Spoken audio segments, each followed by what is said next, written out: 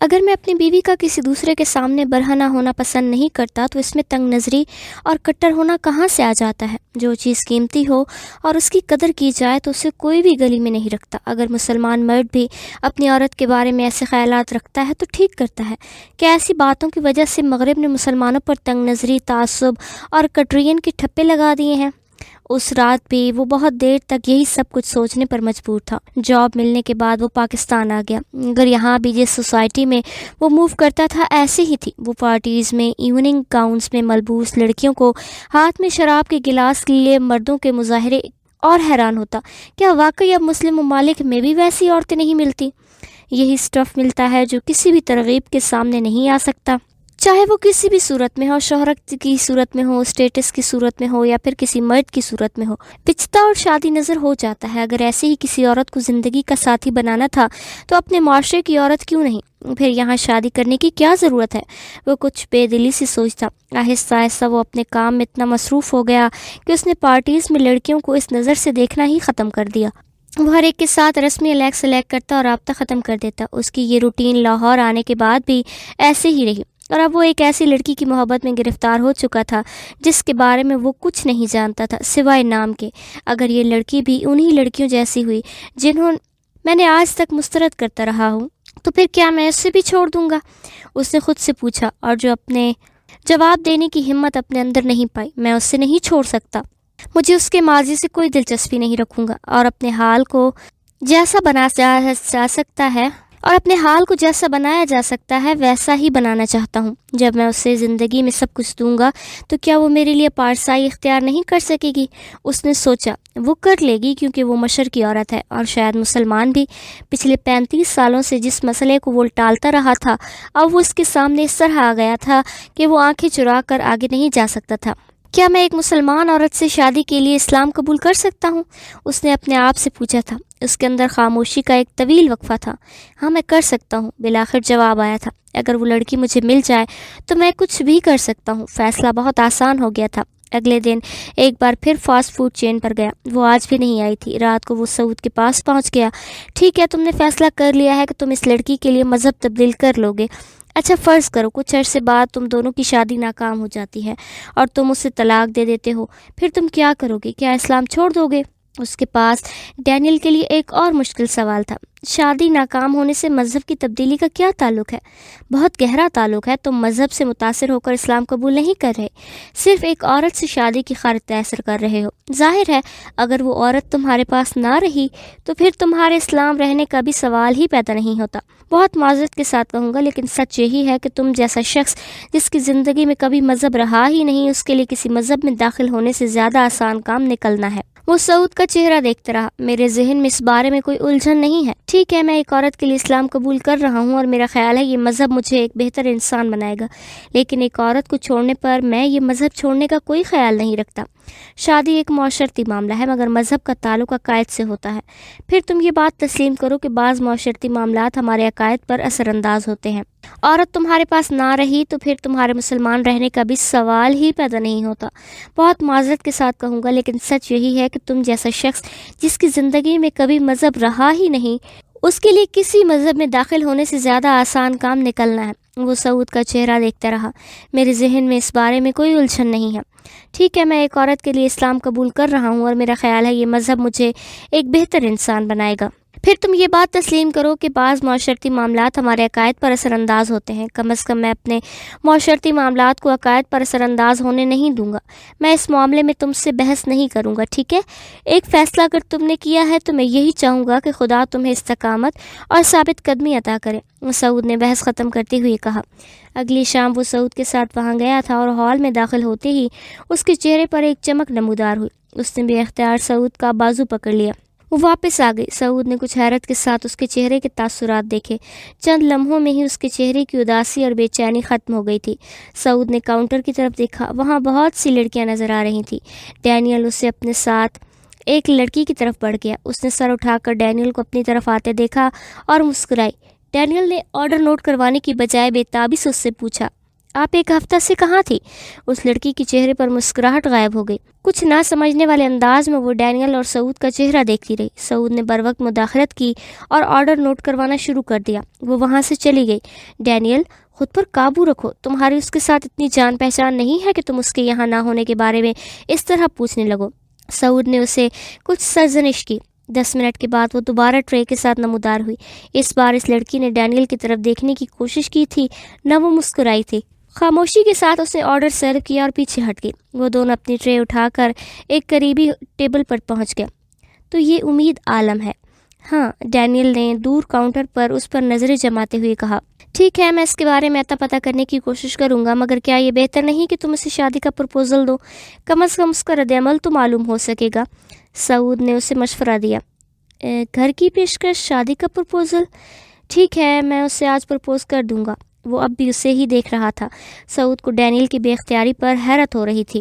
وہ بہت سنجیدہ اور ریزرو قسم کا آدمی تھا۔ کسی لڑکی کے بارے میں اس طرح کا والہانہ انداز سعود کے لیے نیا تھا۔ اس وقت سعود کو یوں لگ رہا تھا جیسے ڈینیل پوری طرح سحر زدہ ہے، اسی لیے ایک لمحے کے لیے بھی بات کرتے ہوئے اس لڑکی سے نظریں نہیں ہٹائی تھی، یوں جیسے اسے خوف ہو کہ وہ دوبارہ گم ہو جائے گی۔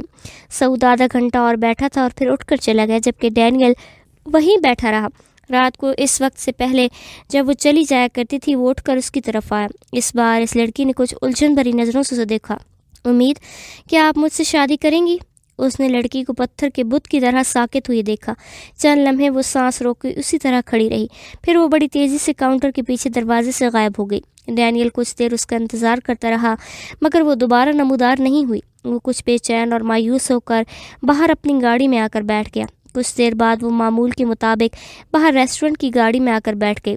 ڈینیل نے ہمیشہ کی طرح گاڑی کا تعاقب ہاسٹل تک کیا، پھر واپس گھر آ گیا۔ گھر آنے کے بعد اس نے فون پر سعود کو اس کے رد عمل کے بارے میں بتایا۔ اچھا ٹھیک ہے، اب میں اس کے بارے میں کچھ معلومات حاصل کرنے کی کوشش کرتا ہوں، تم پریشان مت ہو۔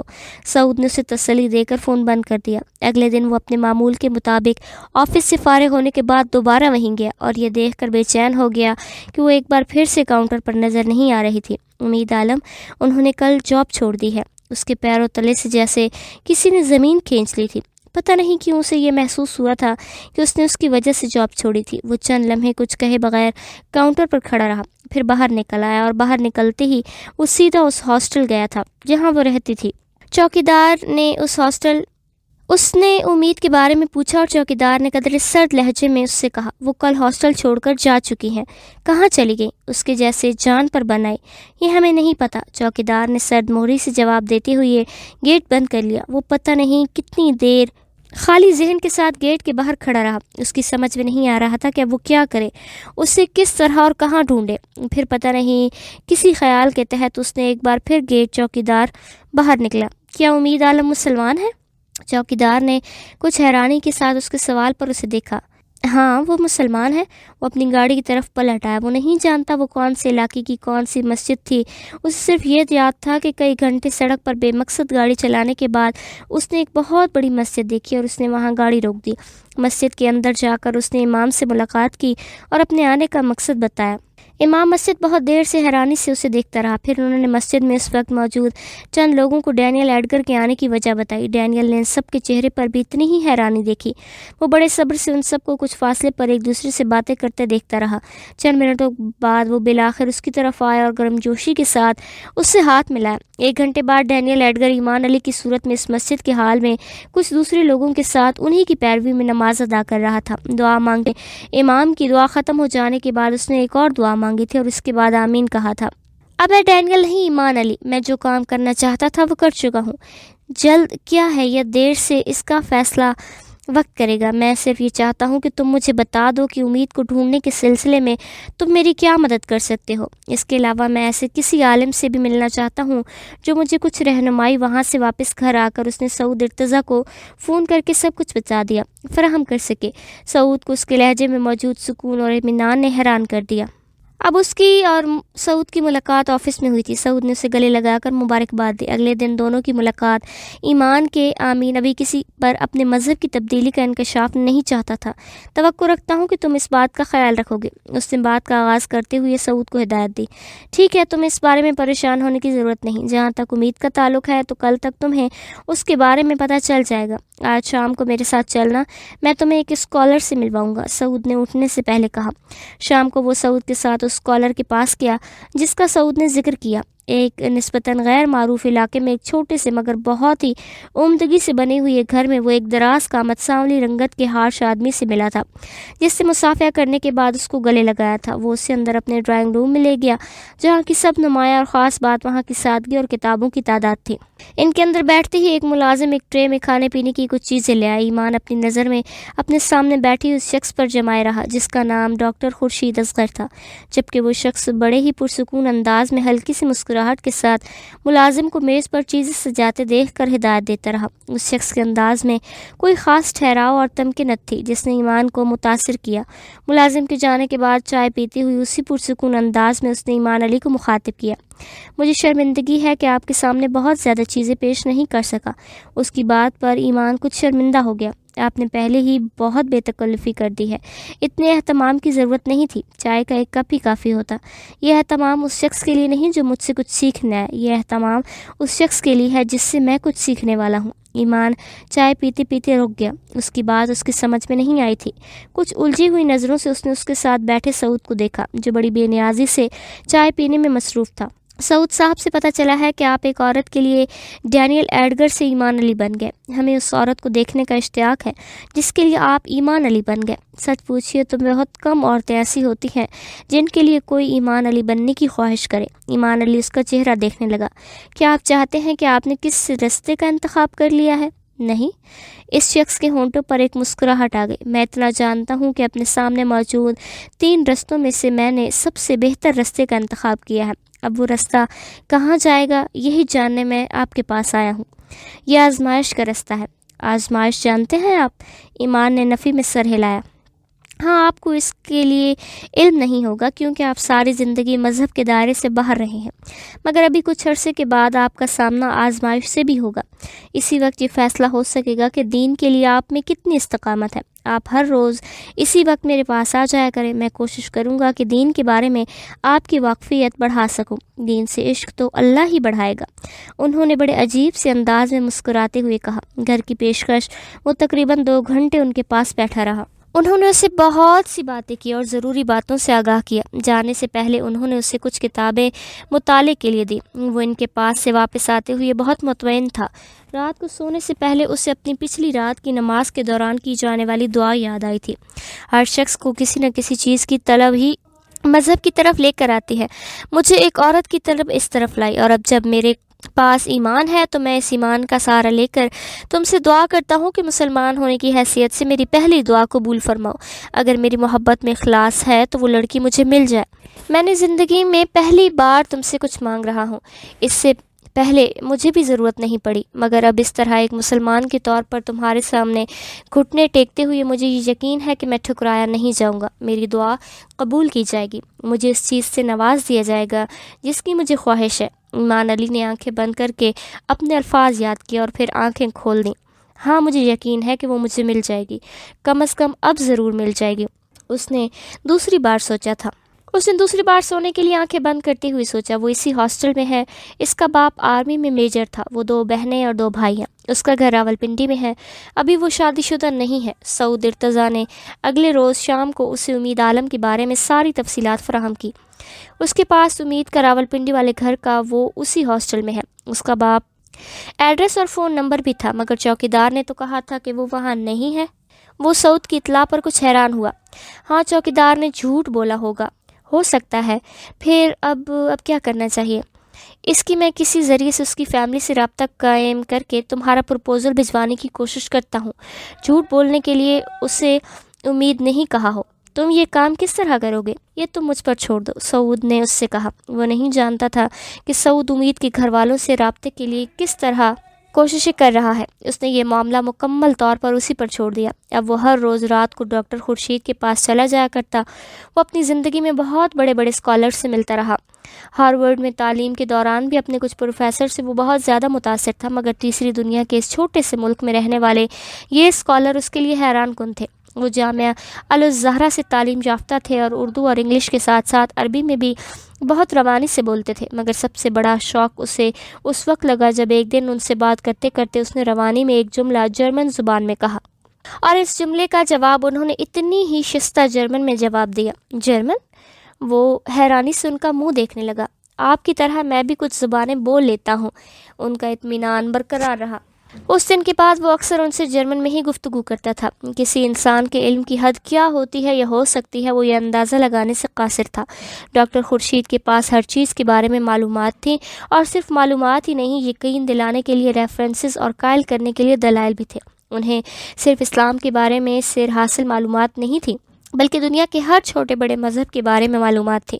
اس کے ذہن میں اسلام کے بارے میں جتنی الجھنیں تھیں، وہ ایک ماہر ویور کی طرح ہر گرہ کھولتے جاتے تھے۔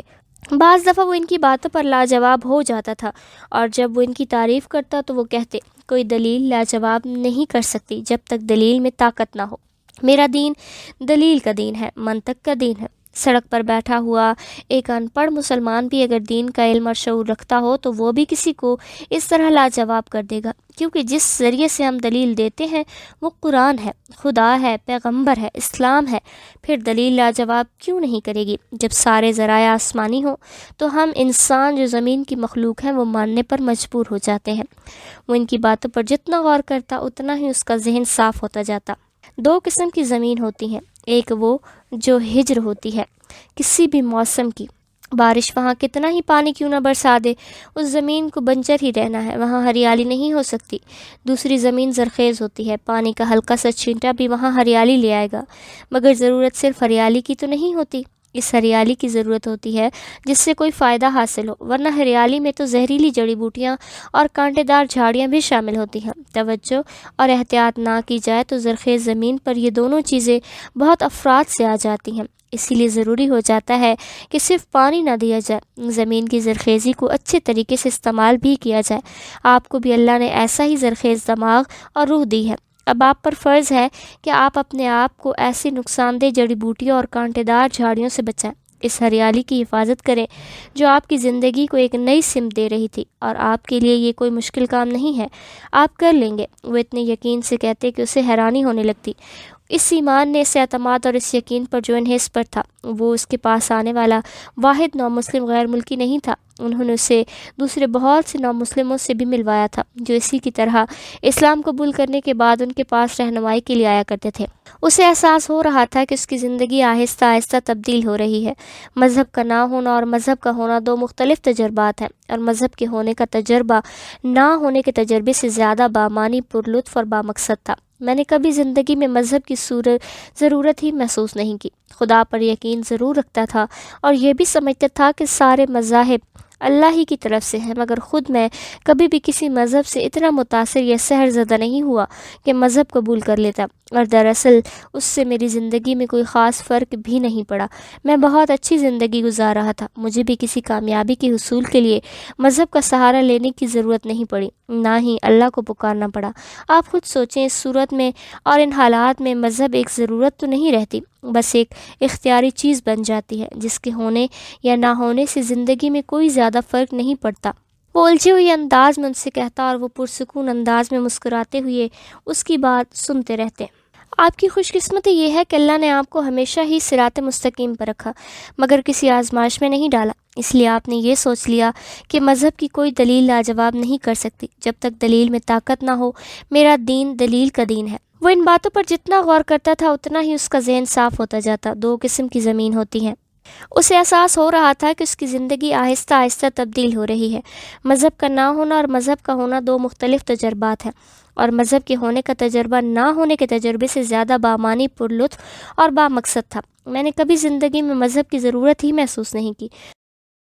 خدا پر یقین ضرور رکھتا تھا اور یہ بھی سمجھتا تھا کہ سارے مذاہب اللہ ہی کی طرف سے ہیں، مگر خود میں کبھی بھی کسی مذہب سے اتنا متاثر یا سحر زدہ نہیں ہوا کہ مذہب قبول کر لیتا، اور دراصل اس سے میری زندگی میں کوئی خاص فرق بھی نہیں پڑا۔ میں بہت اچھی زندگی گزار رہا تھا، مجھے بھی کسی کامیابی کے حصول کے لیے مذہب کا سہارا لینے کی ضرورت نہیں پڑی، نہ ہی اللہ کو پکارنا پڑا۔ آپ خود سوچیں، اس صورت اور ان حالات میں مذہب ایک ضرورت تو نہیں رہتی، بس ایک اختیاری چیز بن جاتی ہے جس کے ہونے یا نہ ہونے سے زندگی میں کوئی زیادہ فرق نہیں پڑتا۔ وہ الجھے ہوئے انداز میں ان سے کہتا اور وہ پرسکون انداز میں مسکراتے ہوئے اس کی بات سنتے رہتے۔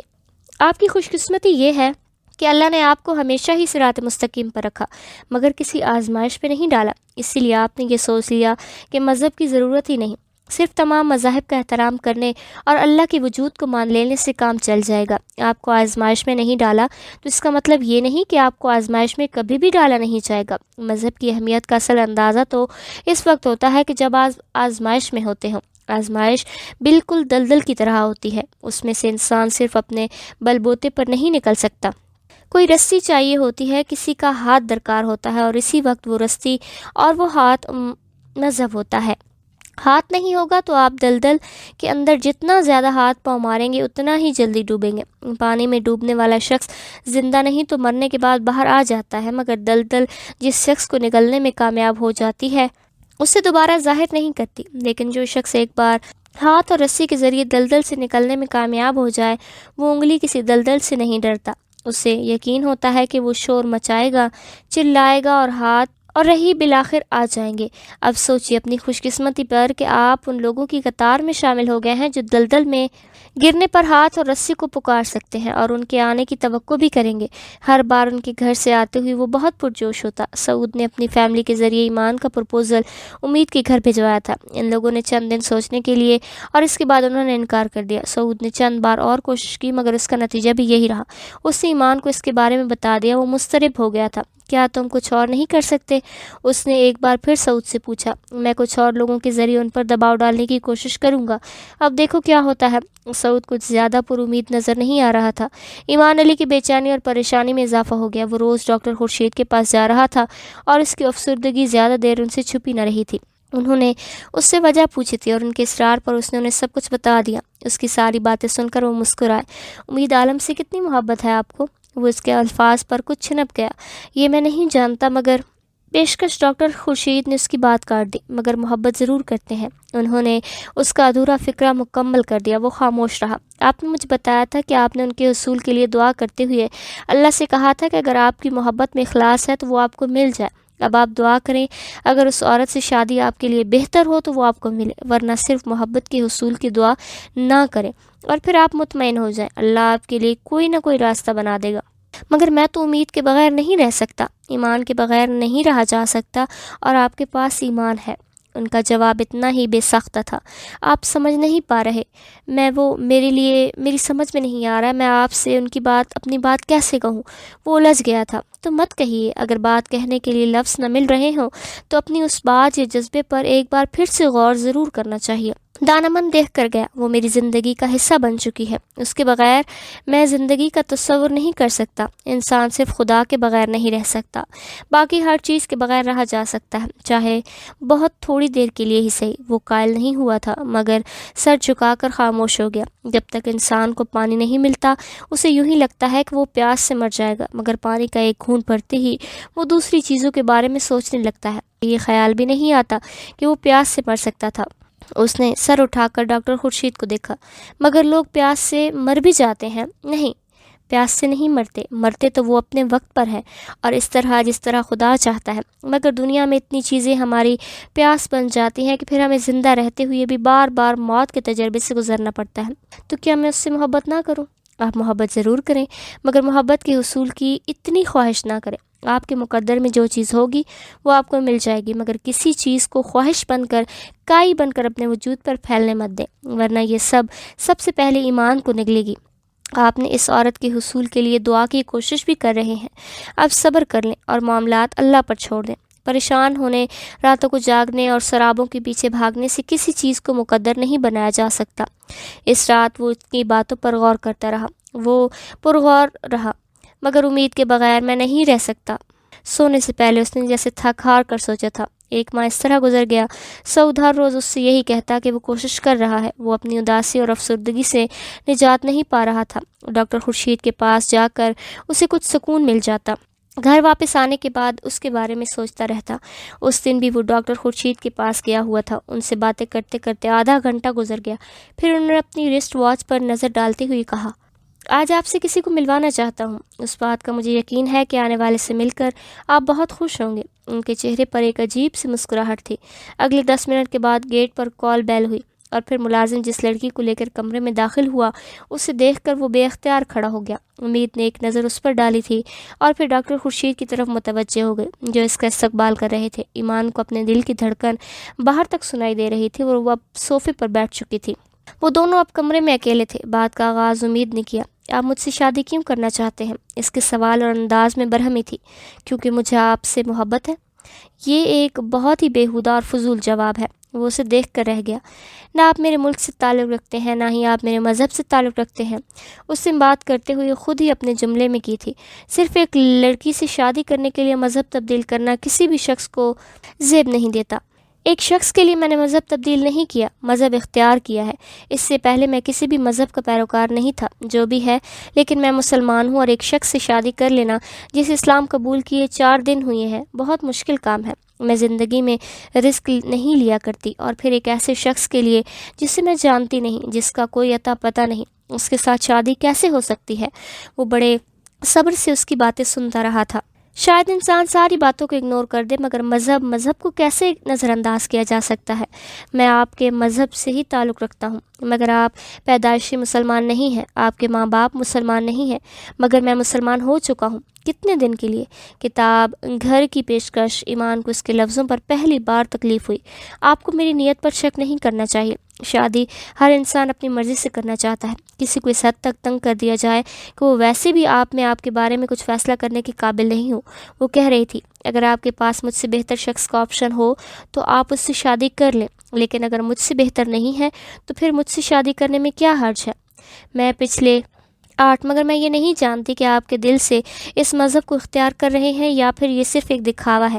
میرے پاس یہ ثابت کرنے کے لیے کوئی ثبوت نہیں ہے۔ اس نے بے چارگی سے کہا، 8 سال سے پاکستان میں ہوں، آپ چاہیں گی تو آئندہ بھی یہیں رہوں گا، مگر میں یہ نہیں جانتی کہ آپ دل سے اس مذہب کو اختیار کر رہے ہیں، یہ صرف ایک دکھاوا ہے۔ میرے پاس یہ ثابت کرنے کے لیے کوئی ثبوت نہیں۔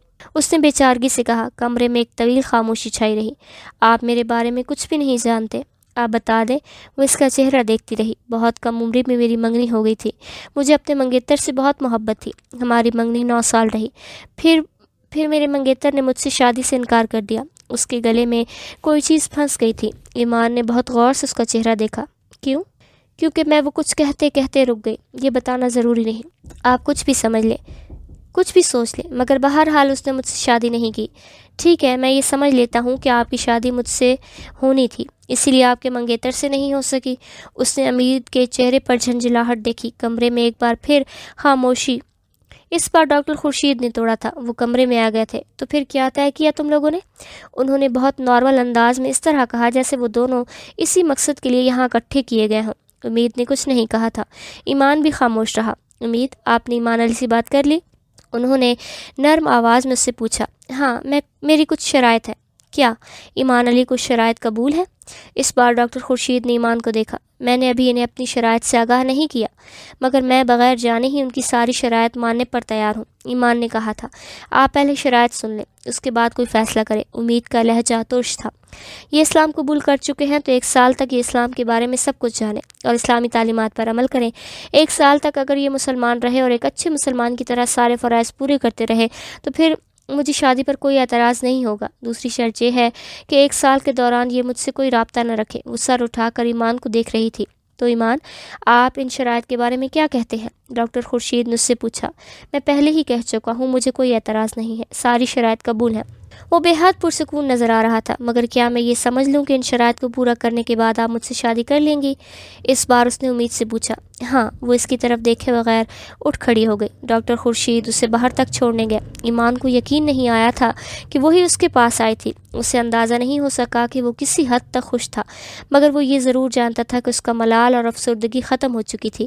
یہ تو صرف 1 سال کی بات ہے، میں تمہارے لیے ساری زندگی انتظار کر سکتا ہوں۔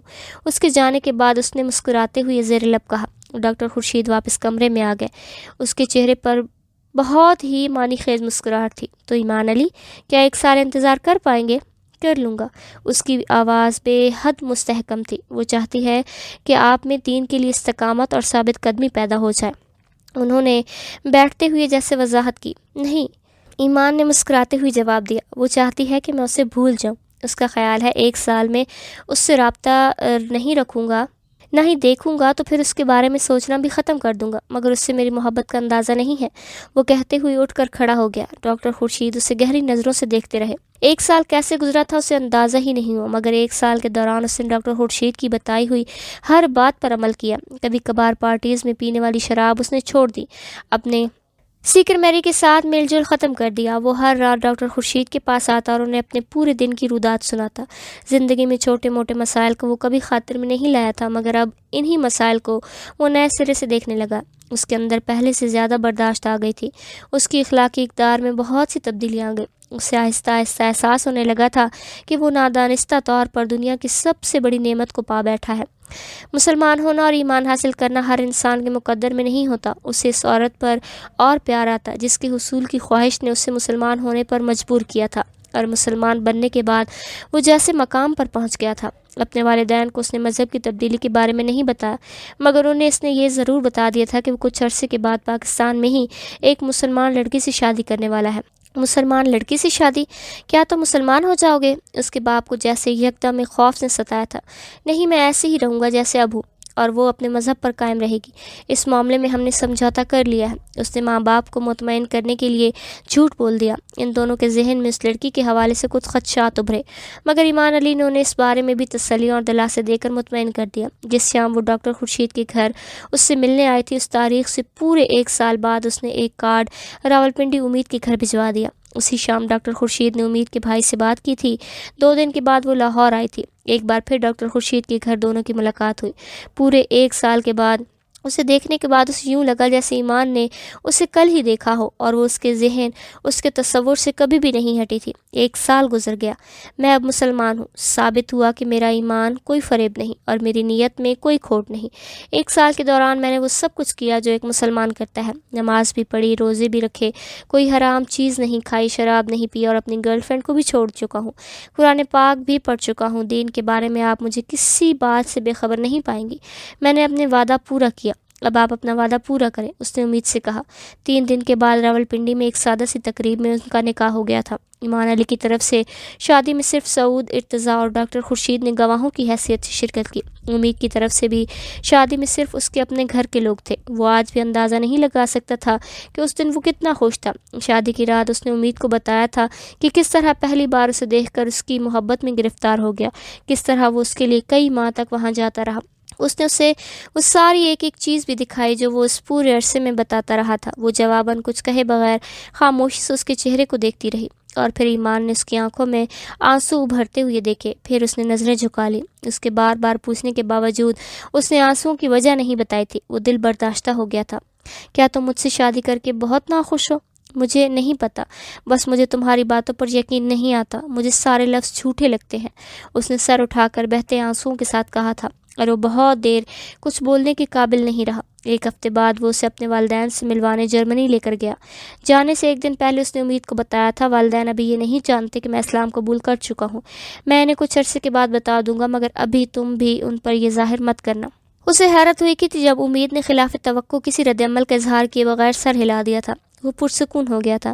شادی کے اس پہلے ہفتے میں امید کا رویہ اتنا برا نہیں تھا جتنا وہ سوچ رہا تھا۔ وہ اس کا خیال رکھتی تھی، اس کے ساتھ باتیں بھی کرتی تھی، اس کی باتوں پر ہنستی بھی تھی، مگر بعض دفعہ بات کرتے کرتے یکدم وہ جیسے کسی ٹرانس میں چلی جاتی تھی، اور ایک بار اس کیفیت میں آنے کے بعد وہ بہت دیر خاموش رہتی تھی۔ اس وقت کوئی چیز اس کی خاموشی تو نہیں پاتی تھی، مگر ایمان زیادہ فکر مند نہیں تھا۔ وقت گزرنے کے ساتھ ساتھ سب کچھ ٹھیک ہو جائے گا، وہ میری باتوں پر اعتماد بھی کرے گی اور مجھ سے محبت بھی، وہ ہمیشہ ایسے موقع پر سوچتا تھا۔